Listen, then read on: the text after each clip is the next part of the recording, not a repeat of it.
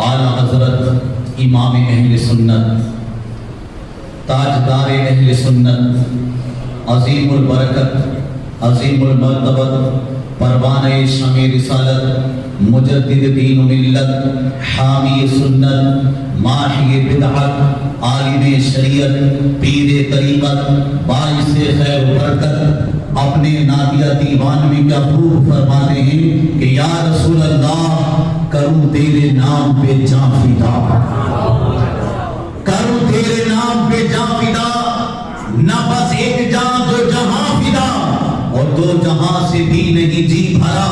کروں کیا کرو جہاں نہیں، وہ کمال حسن حضور ہے کہ گمان نفس جہاں نہیں، یہی پھول خار سے دور ہے، یہی شمع ہے کہ دھواں نہیں۔ کسی نے کہا تھا کہ نان پارا کے بادشاہ کے بارے میں، وہ جو وہاں کا نواب ہے، اس کے بارے میں کچھ لکھ دیجئے، کیونکہ بڑے بڑے اپنے وقت کے شاعر و ادیب اس کی خوشامد کر رہے ہیں اور اس کے دربار سے نذرانہ تحفہ تحائف وصول کر رہے ہیں۔ اے اعلیٰ حضرت آپ بھی کچھ لکھ دیجئے اس کے بارے میں،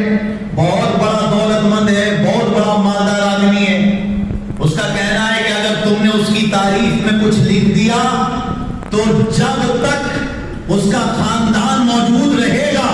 آپ کے دربار میں روزانہ جتنے سائل آئیں گے وہ ان کو کھانا کھلاتا رہے گا، لنگر چلاتا رہے گا، اتنا بڑا آپ کے لیے کام کرنے کو تیار ہے، بس آپ یہ کر دیجئے کہ اس کے بارے میں چند اشعار لکھ دیجئے۔ نان پارا کا جو بادشاہ ہے، بڑا جاگیردار ہے، بڑا نواب ہے، چند اشعار اس کے بارے میں کہہ دیجئے۔ تو جانتے ہو ان لوگوں کو جمع کر کے اعلیٰ حضرت عظیم البرکت رحمت و رضوان نے اس نان پارا کے بادشاہ کے لیے، اس نواب کے لیے، جاگیردار کے لیے، اس راجہ کے لیے کچھ نہیں لکھا، بلکہ کہا وہ کمال حسن حضور ہے کہ گمان نفس جہاں نہیں، یہی پھول خار سے دور ہے، یہی شمع ہے کہ دھواں نہیں۔ تم مجھ سے اس دنیا دار کی تعریف کرانا چاہتے ہو، میں اس دنیا دار کی تعریف نہیں لکھوں گا، میں اپنے نبی کی نعت پاک لکھوں گا، میں اس دنیا دار کا ذکر نہیں کروں گا، میں اپنے نبی کا ذکر پاک کروں گا، اس لیے کہ دنیا میں کوئی کتنا بھی اعلیٰ کیوں نہ ہو، لیکن اس دنیا میں اگر کوئی دنیا دار ہے اور دین سے الگ ہے تو اس کی کوئی اوقات نہیں ہے، کوئی حیثیت نہیں ہے۔ اگر اس پوری دنیا کے پردے پر تم کسی کو ایسا دیکھنا چاہتے ہو جس میں کوئی عیب نہیں، جس میں کوئی کمی نہیں، جس میں کوئی نقص نہیں، جس میں کوئی کمی نہیں ہے اور جس میں کوئی خرابی نہیں ہے، تو اس پوری دنیا کے پردے پر ایک آمنہ کا لال ایسا ہے جس میں کوئی کمی نہیں ہے۔ عزیزان محترم، تو نبی اور رسول اللہ والوں کو چھوڑ کر یہ میں بات کہہ رہا ہوں کہ تمام دنیا داروں میں ہمارے نبی صلی اللہ علیہ وسلم کا اور تمام نبی اور رسولوں میں سب سے بڑا مقام اور مرتبہ یہ ہمارے نبی صلی اللہ علیہ وسلم کا ہے۔ تو دنیا داری کے اعتبار سے تمام دنیا دار ایک طرف اور اللہ کے یہ محبوب بندے اور ہمارے نبی کا مقام دوسری طرف۔ عزیزان محترم، یاد رکھیے کہ اعلیٰ حضرت عظیم البرکت رحمت و رضوان نے اس جاگیردار کی تعریف نہیں کی، بلکہ آخر میں آپ نے مطلب میں تو یہ کہا کہ تم نے دنیا میں بہت سی شمع دیکھی ہوں گی، ہر شمع میں دھواں ہوتا ہے، لیکن اگر دنیا کے پردے پر کوئی ایسی شمع دیکھنا چاہو کہ جس میں دھواں نہ ہو تو آؤ مدینے میں آمنہ کے لال کا جھنڈا دیکھ لو، وہ شمع ایسی شمع ہے جس میں دھواں نہیں ہے۔ اور تم نے دنیا میں پھول بہت دیکھے ہوں گے، لیکن ہر پھول میں کانٹا ہوتا ہے۔ اگر دنیا کے پردے پر کوئی ایسا پھول دیکھنا چاہو جس میں کوئی کانٹا نہ ہو تو آؤ مدینے میں آمنہ کے لال کا جھنڈا دیکھ لو۔ وہ کمال حسن حضور ہے کہ گمان نفس جہاں نہیں، یہی پھول خار سے دور ہے، یہی شمع ہے کہ دھواں نہیں۔ اور کروں مدح اہل کل رضا، پڑے اس بلا میں میری بلا، میں گدا ہوں اپنے کریم کا، میرا دین پالے نہ نہیں۔ میں گدا نبی کا ہوں، میں غلام نبی کا ہوں، میں غلام مصطفیٰ کا ہوں، میں ان کا غلام ہوں، میرا دین پائے نہ نہیں، یعنی میرا دین جو ہے روٹی کا ٹکڑا نہیں ہے کہ روٹی کے ٹکڑے کے لیے کبھی اس جاگیردار کی تعریف کر دی، کبھی اس نواب کی تعریف کر دی، کبھی اس بادشاہ کی تعریف کر دی، کبھی اس کے بارے میں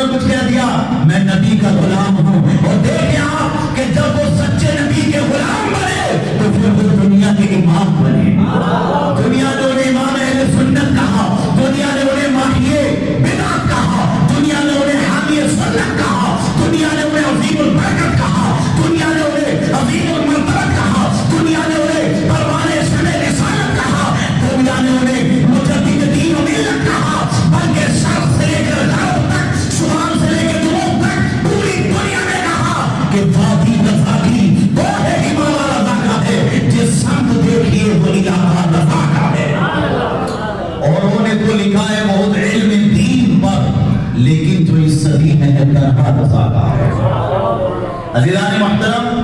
یہ ہے امام اہل سنت اعلیٰ حضرت عظیم البرکت، اور یہ اپنی زندگی میں کیا قلم اٹھایا۔ کسی نے نبی کے علم غیب پر معاذ اللہ رب العالمین جب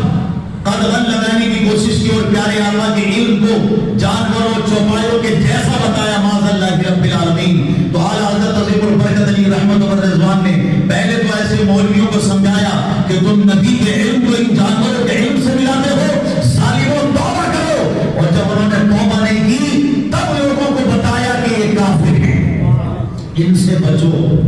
اس لیے کہ اس نبی کے علم پر اعتراض اٹھا رہے ہیں جن کے بارے میں اللہ نے فرمایا وَعَلَّمَكَ مَا لَمْ تَكُنْ تَعْلَمْ، اے حبیب جو کچھ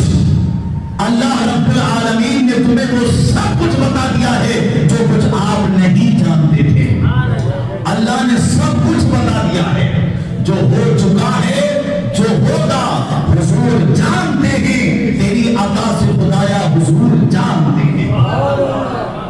سمجھایا پہلے ایسے لوگوں کو۔ کسی نے کہا کہ اگر نبی کریم صلی اللہ علیہ وسلم کے بعد بھی کوئی نبی آ جائے تو نبی کی خاتمیت محمدی میں کوئی فرق نہیں پڑے گا، یعنی کہ ختم النبیین کا جو ایک عقیدہ ہے اہل سنت کے درمیان، اس پر بھی اس انداز کے ساتھ انہوں نے جو ہے چوٹ لگانے کی کوشش کی کہ نبی کے بعد بھی اگر کوئی نبی آ جائے گا تب بھی کوئی فرق نہیں پڑے گا۔ یہ ایک راستہ کھولنے کی کوشش کی تھی، لیکن ایسے مولوی کو بھی اعلیٰ حضرت نے نہیں سمجھایا۔ جب اس نے نہیں مانا بات کو تب اعلیٰ حضرت نے اس پر کفر کا فتویٰ لگایا اور لوگوں کو بتایا کہ ایسی ذہنیت اور سوچ رکھنے والے کافر ہیں جو نبی یعنی ہمارے نبی آخری نبی ہے نا، ان کے بعد بھی اگر کوئی یہ کہے کہ نبی آ سکتا ہے تو معاذ اللہ رب العالمین وہ کافر ہے۔ تو اب آپ غور کریں اس قسم سے جب نہیں مانے وہ لوگ تب آپ نے، اب آپ غور کریں کہ آج کے دور میں کچھ ایسے لوگ ہیں نبی کے علم غیب پر اعتراض اٹھاتے ہیں اور نبی کو اپنے جیسا بشر کہنے لگتے ہیں، اس قسم کی فالتو کی باتیں کچھ لوگ کرتے ہیں معاذ اللہ رب العالمین۔ تو اعلیٰ حضرت نے انہیں کافر بنایا نہیں ہے بلکہ بتایا ہے کہ یہ لوگ کافر ہیں۔ کچھ لوگ کہتے ہیں اعلیٰ حضرت نے کافر بنا دیا، نہیں کافر نہیں بنایا، بتایا، بلکہ یہ لوگ کافر ہیں، وہ بتایا ہے آپ نے۔ کسی نے تو یہ تک لکھ دیا کتاب میں، کتابیں ہیں ایسی موجود جن کو دوسرے لوگ، جو لوگ صلاۃ و سلام نہیں پڑھتے، جو لوگ نبی پر درود نہیں پڑھتے، جو لوگ گھروں میں نیاز الفاتحہ نہیں کرتے، وہ ایسا عقیدہ رکھتے ہیں کہ نبی کو اپنے جیسا بشر کہہ دینا، نبی کے علم غیب پر اعتراض اٹھانا، نبی پر اگر کچھ مدد مانگی جائے ان سے تو کہتے تھے کہ انہوں نے خدا کے برابر کر دیا نبی کو۔ تو اس قسم کی باتیں بھی کچھ لوگ جب کرتے ہیں تو انہیں جواب دینے کے لیے اعلیٰ حضرت نے قلم اٹھایا اور بتایا، ثابت کیا عقیدے کو۔ آپ نے 1000 سے زیادہ کتابیں یعنی 1400 کتابیں لکھی، کم و بیش 1400 کتابیں، اور ابھی بھی تحقیق ہو رہی ہے کہ اللہ نے آپ کو 50 سے 70 علوم تک الحمدللہ علم عطا فرمایا تھا، یعنی 70 علوم پر آپ کو دسترس حاصل تھی۔ یہ اپنی کتابوں میں الحمدللہ جو علم ہے، صرف ایک کتاب کا نام بتاتا ہوں آپ کو، فتاوی رضویہ، 30 جلدیں ابھی اس کی آئی ہے منظر عام پر، اگر یہاں پر اس کو رکھ دیا جائے تو آپ حیران ہوں گے کہ کس قدر علم تھا حضور اعلیٰ حضرت کے پاس۔ اور آپ نے جب ایسے لوگوں کے کفر کو بتایا تو کچھ لوگوں نے آپ کو گالیاں دینا شروع کر دی، گالیاں لکھنا شروع کر دی۔ اعلیٰ حضرت کے پاس کچھ ایسے خطوط بھی آئے جس میں گالیاں تھی، تو لوگوں نے کہا حضرت کیا ان کے خلاف مقدمہ نہیں کریں گے، کیا ان کے خلاف کچھ قدم نہیں اٹھائیں گے، کیا ان کے خلاف کچھ نہیں کریں گے؟ تو اعلیٰ حضرت نے جانتے ہو کیا کہا کہ یہ مجھے برا کہیں گوارا ہے مگر میرے نبی کو برا کہیں یہ گوارا نہیں ہے، اور جتنی دیر میری گستاخی کریں گے کم سے کم اتنی دیر تک نبی کی گستاخی سے تو بچتے رہیں گے، اس لیے مجھے یہ گوارا ہے، لیکن میرے نبی کو کوئی برا کہے گا یہ مجھے گوارا نہیں ہے۔ پھر آپ نے ان مریدوں کو بلایا اور کہا آؤ ذرا یہ خط بھی دیکھو۔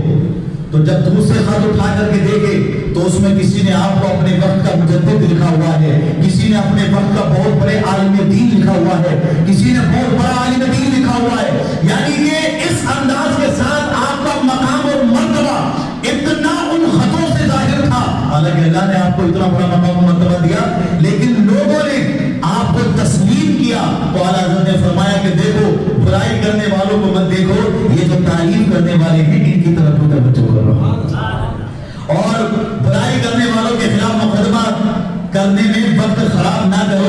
بلکہ ان اچھوں کی طرف دیکھو اور اپنے نبی پر درود و سلام کرتے رہو۔ اور پھر انہوں نے کہا، اعلیٰ حضرت نے یہ بھی سمجھایا کہ اگر تمہارے دل میں یہی تمنا ہے کہ مقدمہ کریں گے ان لوگوں کے خلاف جنہوں نے گالیاں بکی ہیں تو پہلے ان لوگوں کو تحفہ تحائف بھی بھیجو جنہوں نے میری تعریف کی ہے، ان کو بھی تحفہ بھیجو جنہوں نے تعریف کی ہے۔ تو جب ان سب کو تحفہ نہیں بھیج سکتے تو ان لوگوں کے چکر میں پڑ کے اپنا وقت برباد کرنے کی ضرورت نہیں ہے۔ اپنا وقت ادھر ادھر مت لگاؤ، بلکہ اپنا وقت اس نبی کے ذکر میں لگاؤ جن کے بارے میں اعلیٰ حضرت نے کہا ہے نا کہ دشمن احمد پہ شرکت کیجئے، ملحدوں کی کیا مربت کیجئے، ارے ذکر ان کا چھیڑیے، بس صبح و شام چھیڑنا شیطان کی عادت کیجئے۔ اور جو نہ بھولا ہم غریبوں کو رضا، جو نہ بھولا ہم غریبوں کو رضا، یاد اس کی اپنی عادت کیجئے۔ یعنی جو نبی ہمیں نہیں بھولے ہمیں بھی ان کو نہیں بھولنا چاہیے، یہ تو پیغام دے کے گئے ہیں وہ، اور اللہ نے انہیں علم ایسا عطا فرمایا تھا۔ آپ غور کرو کہ اللہ اکبر، ایک موقع کی بات ہے کہ ڈاکٹر سر ضیاء الدین صاحب علی گڑھ کے وائس چانسلر، وہ جرمن جانے والے تھے ایک مسئلے کو لے کر، میتھمیٹکس کا مسئلہ تھا، علم ریاضی کا مسئلہ۔ تو انہیں کسی نے کہا کہ آپ جرمن جانے سے پہلے بریلی میں ایک مولوی صاحب ہیں، انہیں لوگ اعلیٰ حضرت کہتے ہیں، کچھ بڑے مولانا کہتے ہیں، ان کے پاس جا کر جو ہے یہ بات کر لیجئے تاکہ کیا مسئلہ ہے وہ آپ کو سمجھا دیں گے۔ تو انہوں نے کہا ان مولویوں کو کیا پتا ہوگا ان مسائل کے بارے میں، اور یہ مولانا لوگ کیا جانیں گے، ان مولانا لوگوں کو کیا پتا ہوگا علم کے بارے میں، یا یہ مولانا لوگ کیا جانیں گے، یہ علم ریاضی کا مسئلہ ہے، میتھمیٹکس کا مسئلہ ہے، بڑے بڑے سائنسداں اس پہ سر دھنتے ہیں، تو انہیں کیا پتا ہوگا اس بارے میں۔ لیکن انہوں نے جو تھا کہا کہ ایک مرتبہ بریلی میں جا کر مولانا صاحب سے بات کر لیجئے،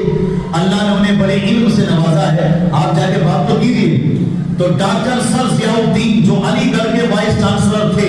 وہ وہاں سے چلے، اور آپ غور کرو وہاں سے چل کر وہ اعلیٰ حضرت کی بارگاہ میں پہنچے، اور وہاں سے چل کر جب وہ اعلیٰ حضرت کی بارگاہ میں پہنچے تو کہنے لگے، مولانا صاحب مجھے کسی نے بتایا آپ کے بارے میں، بس اس مسئلے کو لے کر آپ کے پاس حاضر ہوا ہوں، میری مدد کیجیے۔ تو اعلیٰ حضرت نے فرمایا کہ ٹھیک ہے آپ بتائیے۔ تو اعلیٰ حضرت کا اس وقت وضو تھا، آپ نماز کے لیے جا رہے تھے، تو ڈاکٹر سر ضیاء الدین صاحب کہنے لگے کہ ایسا ہے جا کے آپ پہلے نماز پڑھ لیجئے، اس کے بعد مجھے میرا آ کے مسئلہ بتا دیجئے گا۔ تو اعلیٰ حضرت نے فرمایا پہلے بتاؤ اس کی مسئلہ کیا ہے۔ تو انہوں نے کہا کہ حضرت میں کہہ رہا ہوں نا آپ سے کہ آپ جائیے، یہ بہت بڑا مسئلہ ہے، میں تو اس مسئلے کو دوسرے دیش جا کر کے حل کرنا چاہتا تھا جرمنی وغیرہ میں، لیکن آپ آرام سے نماز ادا کیجئے، ابھی آپ نے وضو کیا ہے نماز ادا کیجئے اور پھر آگے میرے اس مسئلے پر غور کیجئے۔ اعلیٰ حضرت نے فرمایا تم بتا دو، ابھی نماز میں چند منٹ باقی ہے جماعت میں، آپ بتاؤ اپنا مسئلہ کیا ہے۔ انہوں نے بے دلی سے وہ مسئلہ بتا دیا کہ چلو جب آپ اتنا پوچھو تو یہ ایسے ایسے مسئلہ ہے، ایسے ایسے معاملہ ہے، یہ معاملہ ہے، یہ میتھمیٹکس میں یہ میں اس مسئلے میں الجھ گیا ہوں۔ اعلیٰ حضرت عظیم البرکت علی رحمت و رضوان نے ان کا پورا سوال سنا، اور وہ علم ریاضی کا مسئلہ آپ نے جماعت ہونے سے پہلے یعنی جماعت کا وقت ہونے سے پہلے وہ سارا مسئلہ ان کا حل کر دیا۔ اب یہ ڈاکٹر سر ضیاء الدین صاحب سر سے لے کے پیر تک دیکھتے ہیں، بولے کیا ہے کسی عالم دین کو اور عام مولوی کو اتنا بھی علم ہو سکتا ہے؟ حیران ہو گئے وہ۔ جب اعلیٰ حضرت کی بارگاہ میں آئے تھے تو چہرے پہ داڑھی نہیں تھی اور لباس بھی اس قدر اسلامی نہیں تھا، سر پہ ٹوپی بھی نہیں تھی، ایک ماڈرن طریقے سے آئے تھے۔ لیکن جب ایک عالم دین کے پاس دنیا کا اتنا علم دیکھا، نماز ادا کی اور آپ کے ہاتھوں پر اپنے سابقہ گناہوں سے توبہ کی، اور سبحان اللہ پھر جب واپس آتے ہیں وہ وائس چانسلر صاحب علی گڑھ یونیورسٹی میں، تو ماشاءاللہ انہوں نے داڑھی بھی رکھ لی اور 5 وقت کی نمازی بھی بن گئی۔ کہ واقعی میں اللہ رب العالمین نے علماء کو اس قدر علم سے نوازا ہے کہ جو دین کا کام کرنے کا جذبہ دل میں رکھتے ہیں ان کے لیے یہ ایک علم کا مسئلہ تھا۔ لیکن کچھ لوگوں کے ذہن میں یہ بھی بات آتی ہے کہ وہ صرف شاید کہ ایک مولوی تھے، ولی نہیں تھے۔ ارے ان کا نام لینے والے ولی بن جاتے ہیں، تو ان کی بات کر رہے ہو کہ وہ صرف مولانا تھے؟ جو ان کا نام لے لیں دل سے، ان کی کتابیں پڑھ لیں اور ان کے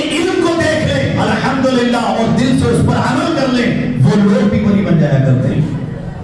امجد خان قادری صاحب تھے اس وقت میں ایک صاحب، وہ مرید تھے اعلیٰ حضرت کے، اور ان کا عالم یہ تھا کہ شکار کے لیے وہ گئے۔ کچھ لوگ کہتے ہیں شاید کہ کوئی کرامت نہیں، ان کی کرامتیں بھی بہت سی۔ تو شکار کے لیے جب وہ گئے، امجد خان قادری صاحب شکار کے لیے گئے، انہوں نے شکار پر جیسے ہی تیر کا نشانہ سادھا، وہ شکار پر لگنے کے بجائے ایک چلنے والے راہگیر کو لگ گیا اور وہ وہیں پر انتقال کر گیا۔ لوگوں کا یہ معاملہ جب بڑھا تو ان کے خلاف مقدمہ ہوا اور امجد خان قادری صاحب جو ہے جیل میں چلے گئے۔ جج نے فیصلہ سنا دیا، جرم ثابت ہو گیا کہ بھئی ان کے تیر لگنے سے جو ہے وہ آدمی مرا ہے، تو اب جو ہے ان کے لیے پھانسی کا آرڈر دے دیا گیا ہے۔ آپ غور کریں، انگریزوں کی حکومت اس وقت میں عزیزان محترم قائم تھی، اسی ہندوستان کی بات ہے۔ اب آپ غور کریں کہ امجد خان قادری صاحب مرید ہیں اعلیٰ حضرت کے، اعلیٰ حضرت عظیم البرکت علی رحمت و رضوان وصال فرما چکے ہیں۔ اس کے بعد میں کیا ہوا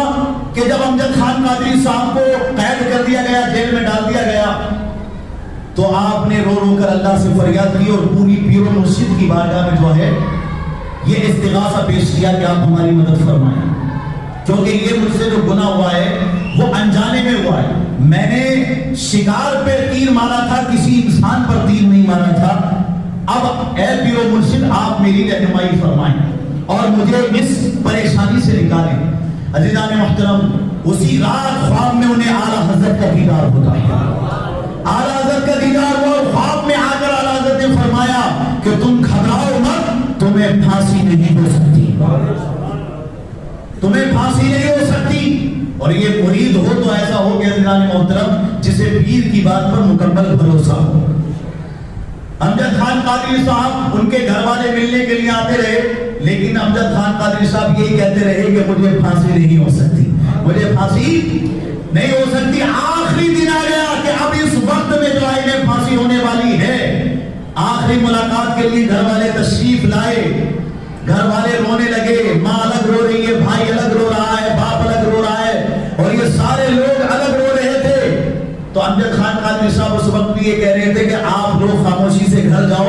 میں آج کا ناشتہ گھر پہ آگے کروں گا۔ یعنی عقیدہ ہو تو ایسا ہو، پیر و مرشد پہ بھروسہ ہو تو ایسا ہو۔ آج لوگ تو ایک ہی وقت میں جو ہے اگر کوئی کرامت ان کے سامنے نہ آئے تو چھوڑ دیتے ہیں پیر کا دامن، سوچتے ہیں جب تک وہ ہوا میں اڑ کے نہیں دکھائے گا ہم پیر مانیں گے نہیں، اللہ کا ولی مانیں گے نہیں۔ حضرت جنید بغدادی کی بارگاہ میں بھی ایک شخص ایسے آ گیا، 12 سال تک رہا، کہنے لگا میں جانا چاہتا ہوں۔ تو جنید بغدادی فرمانے لگے کہ آپ جانا چاہتا ہے کیوں؟ 12 سال تک میرے پاس رہا ہے، نہ مرید ہوا نہ کوئی بات کی۔ تو وہ کہنے لگا آپ کا نام بڑا سنا تھا لیکن 12 سال سے کوئی کرامت تو دیکھی نہیں آپ کی۔ تو آپ نے فرمایا کرامت کیا سمجھتا ہے تو؟ ہوا میں اڑ کے دکھانا کرامت ہے کیا؟ کہنے لگا ہم تو اسی کو کرامت سمجھتے ہیں۔ اچھا کیا پانی میں تیر لینا یہ کرامت ہے؟ پانی کے اندر چلے جانا یا پانی پہ چلنا کرامت ہے؟ تو اس نے کہا ہاں یہ میری نظر میں کرامت ہے۔ تو جنید بغدادی نے فرمایا پھر یہ جو ہوا میں جتنے پرندے اڑ رہے ہیں ان سب کو اللہ کا ولی مان لے، مسجد اور مدرسے اور کیا کہتے ہیں سمندر میں رہنے والے جتنے جانور ہیں انہیں بھی اللہ کا ولی مان لے۔ اگر تیرا یہی کہنا ہے کہ پانی پہ چلنا ایک کرامت ہے یا آسمان میں اڑنا کرامت ہے، پھر جنید بغدادی نے فرمایا کہ 12 سال تک میرے قریب رہا ہے، کیا کبھی میرا کوئی کام پیارے آقا کی سنت کے خلاف دیکھا ہے تو؟ کیا میں نے نبی کی سنت کے خلاف کوئی کام کیا؟ کیا میں نے شریعت کے خلاف کوئی کام کیا؟ کیا میں نے قرآن کے خلاف، نبی کی حدیث کے خلاف، نبی کے دین کے خلاف کوئی کام کیا؟ اس نے کہا نہیں حضرت یہ تو میں نے نہیں دیکھا۔ تو فرمایا ارے جو نبی کے دین پر عمل کرتا ہے وہی تو سب سے بڑا خدا کا ولی ہوا کرتا ہے۔ جو دین پر جتنا زیادہ عمل کرنے والا ہوتا ہے، شریعت کو جتنا زیادہ ماننے والا ہوتا ہے۔ اب اعلیٰ حضرت کے پاس آیا تھا نا ایک شخص، بال بہت بڑے بڑے، جبکہ بال جو ہے 3 وے میں رکھ سکتے ہیں آپ، یا تو کان آدھے کان کلو تک یا پورے کان کلو تک یا صرف کانوں تک، لیکن کچھ لوگ بہت بڑے بڑے بال رکھ لیتے ہیں، پیچھے تک ان کے بال چلے جاتے ہیں۔ آپ دور سے دیکھیں گے تو آپ کو پتہ ہی نہیں چلے گا کہ آپ جا رہے ہیں کہ آپ جا رہے ہیں، پتہ نہیں چلتا، اتنے بڑے بڑے بال۔ تو اس نے بھی ایسے رکھ رکھے تھے۔ تو حضرت نے فرمایا ان بالوں کو کٹوا دے. وہ کہنے لگا نہیں کٹواؤں گا کیونکہ میرے پیر نے بھی رکھ رکھے ہیں اور وہ اتنی بڑے بڑے بال رکھ رکھے ہیں. تو اعلیٰ حضرت نے فرمایا تاریخی جملہ، فرمایا شریعت تیرے پیر کی نہیں چلے گی، شریعت پیارے مصطفیٰ کی چلے گی، شریعت مصطفیٰ کی چلے گی صلی اللہ علیہ وآلہ وسلم. تو عزیزان محترم، ایسے آقاؤں کا بندہ ہوں رضا، بول والے میری سرکاروں کے. تو یہ شریعت پر عمل کرنے والے لوگ جو جتنا زیادہ سنتوں کا پابند، نمازوں کا پابند، قرآن کی تلاوت کا پابند، غریبوں، فقیروں، مسکینوں، یتیموں، بیواؤں کی مدد کرنے والا ہے، ماں باپ کی خدمت کرنے والا ہے، بڑوں کی عزت کرنے والا ہے، علماء کا احترام کرنے والا ہے، چھوٹوں پہ شفقت کرنے والا ہے، سمجھ لو وہ اللہ کا ولی ہے، سمجھ لو. تو عزیزان محترم، امجد خان قادری صاحب کیا کہہ رہے ہیں؟ اے گھر والوں جاؤ واپس گھر پر، میں ناشتہ آگے کرتا ہوں. گھر والوں نے سوچا کہ ان کا دماغ فیل ہو گیا کیونکہ پھانسی آج ہی ہونے والی ہے ابھی صبح میں، اور یہ کہہ رہے ہیں کہ چلے جاؤ گھر آ کر ناشتہ کروں گا. لیکن انہیں مرشد پر بھروسہ تھا، اپنے پیر پر بھروسہ تھا. آپ دیکھیں کہ تختہ لگا دیا گیا، پھندا تیار کر دیا گیا اور ان کو لایا گیا امجد خان قادری صاحب کو. اب ان کو پھانسی ہونے والی ہے. عزیزان محترم، گلے میں بھی پھندا پڑ گیا لیکن بھروسہ تھا پیر و مرشد کی بات پر. بولو سبحان اللہ. عزیزان محترم، وہ جلاد ابھی کھینچنے والا تھا اس رسے کو یا اس چیز کو جس کے ذریعے پھانسی ہو جاتی ہے. اتنے میں ایک تار آیا اور اس میں یہ حکم تھا کہ رک جاؤ رک جاؤ، اس لیے کہ آج ملکہ وکٹوریہ جو ہے اس کے سر کی تاج پوشی ہے، اس کے سر کی تاج پوشی کی خوشی میں اتنے لوگوں کو پھانسی کی سزا سے آزاد کر دیا گیا. لو صاحب، گلے میں پھندا پڑ چکا ہے، کھینچنے والا ہے، لیکن سبحان اللہ نبی کے غلاموں کی شان دیکھو. اعلیٰ حضرت کی نگاہ کہاں تک دیکھ رہی ہے. جب یہ نگاہ اعلیٰ حضرت کا عالم ہے تو غور کرو، جن کی شان میں انہوں نے پوری زندگی گزار دی، نعتیں پڑھی، اور جن کے دین کو انہوں نے پوری دنیا میں پھیلایا اور عام کیا الحمدللہ یہ سنت کے پرچم کو، تو پیارے مصطفیٰ کی عظمت و شان کا عالم کیا ہوگا. یہ تو نبی کے مطلب یہ سوچ لیں کہ ایسے غلام ہیں کہ 2 بار آپ کو زندگی میں حج کی سعادت نصیب ہوئی حضور اعلیٰ حضرت کو.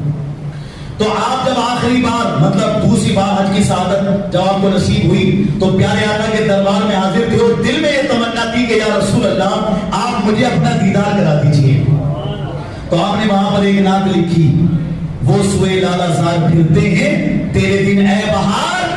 پھرتے ہیں. اور آخر میں آپ نے یہ لکھ دیا اس نعت میں، جب نبی کا دیدار نہیں ہوا تو کہ کوئی کیوں پوچھے تیری بات رضا. یہاں پر یہ غم دیکھیے آپ اعلیٰ حضرت کا کہ نبی کے دربار میں حاضر ہیں، آنکھوں سے آنسو جاری ہیں اور پھر کہہ رہے ہیں کوئی کیوں پوچھے تیری بات رضا، تجھ سے کتے ہزار پھرتے ہیں. اپنے بارے میں کتے کا لفظ بولا آپ نے، جبکہ یہاں پر ادباً شیدا کا لفظ ہم سب بولتے ہیں. لیکن میں آپ کو بتانا چاہتا ہوں کہ نبی کی بارگاہ میں اپنے وقت کا اتنا بڑا مجدد، جسے مدرس، مقرر، مناظر، مصنف، مؤلف، مفکر، محدث، مقبولی، منقولی، ادیب، خطیب، فصیح، بلیغ، فقیہ، وجیہ، جسے باعث خیر و برکت کہا جاتا ہے، جسے عظیم المرتبت کہا جاتا ہے، جسے عظیم البرکت کہا جاتا ہے، جسے پروانہ شمع رسالت کہا جاتا ہے، وہ نبی کی بارگاہ میں اپنے آپ کو ایک کتے سے مثال دیتا ہے. آپ غور کریں، یہ نبی کی بارگاہ کا ادب دیکھیں،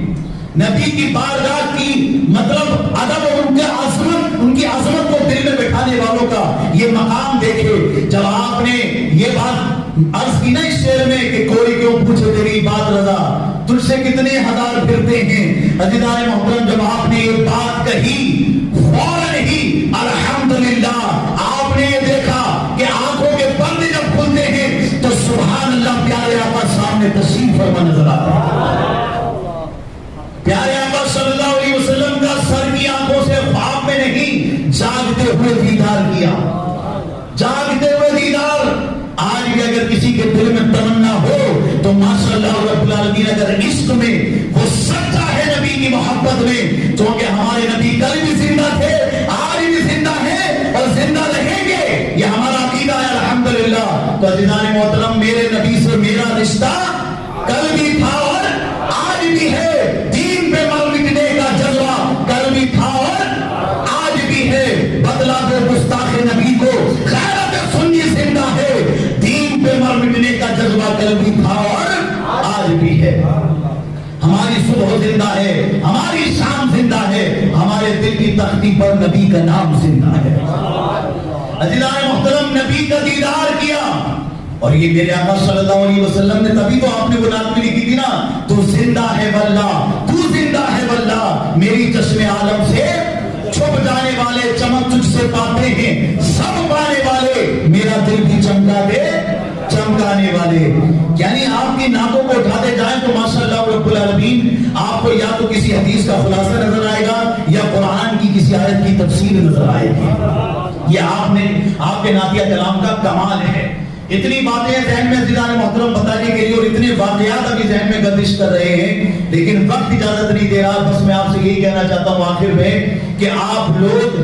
اللہ والوں کے قریب ہو جائیں، شریعت کا پاس اور لحاظ رکھیں۔ اعلیٰ حضرت عظیم البرکت علی رحمۃ اللہ رضوان نے اپنی زندگی میں شریعت کے خلاف نہ کوئی کام ہونے دیا اور نہ ہی کسی کو کرنے دیا، بلکہ آپ غور کریں کہ اگر پیر و مرشد کے گھرانے میں آپ کے علم کا اتنا چرچا تھا کہ آپ کے پیر و مرشد ماریرہ شریف میں رہتے، ماریرہ شریف میں سید آل رسول احمدی ماریرہ رحمۃ اللہ تعالی علیہ، وہ یہ کہا کرتے تھے کہ کل قیامت کے دن مجھ سے رب جب فرمائے گا کہ اے آل رسول تو کیا لے کر آیا ہے، تو میں اعلیٰ حضرت امام احمد رضا کو پیش کر دوں گا کہ میں احمد رضا کو لے کر آیا ہوں۔ روز محشر جو مجھ سے یہ پوچھے خدا کہ بول آل رسول تو لایا ہے کیا، تو پیش کر دوں گا لایا ہوں احمد رضا، یا خدا یہ امانت سلامت رہے۔ آج ہمیں یہ مطلب ہم سبھی کا یہ انداز ہے کہ مرید کو اپنے پیر پہ ناز ہوتا ہے، شاگرد کو اپنے استاد پہ ناز ہوتا ہے،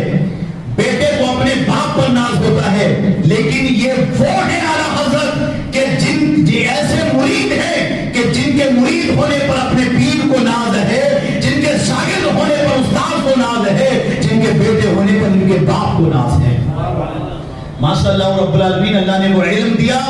اور پھر یہ کہ آپ کے اندر غریب پروری، غریبوں کا کئی مطلب یہ کہ صرف یہ نہیں کہ آپ نے اپنی زندگی میں گستاخوں کو ہی جواب دیا ہو یا نعتیں لکھی ہو اور باقی جو ہے معاشرتی طور پر کوئی کام نہ کیا ہو، کتنے یتیموں کا اور کتنی بیواؤں کا آپ اپنے گھر سے ماہانہ جو ہے مطلب ان کے لیے پیسے نکالا کرتے تھے، ان کو دیا کرتے تھے، ضرورت مندوں کی مدد کیا کرتے تھے۔ یہ عالم تھا ان کا۔ بڑے بڑے نواب، رامپور کا نواب ملنے کے لیے جب پہنچا تو آپ نے اس سے ملاقات نہیں کی، بلکہ دروازے پہ جا کے کھڑے ہو گئے۔ اس نے کہا حضرت اندر آنا چاہتا ہوں۔ فرمایا نہیں، نوابوں کو بیٹھانے کا طریقہ مجھے نہیں آتا ہے، جو بھی بات کرنی ہے ادھر ہی کرو۔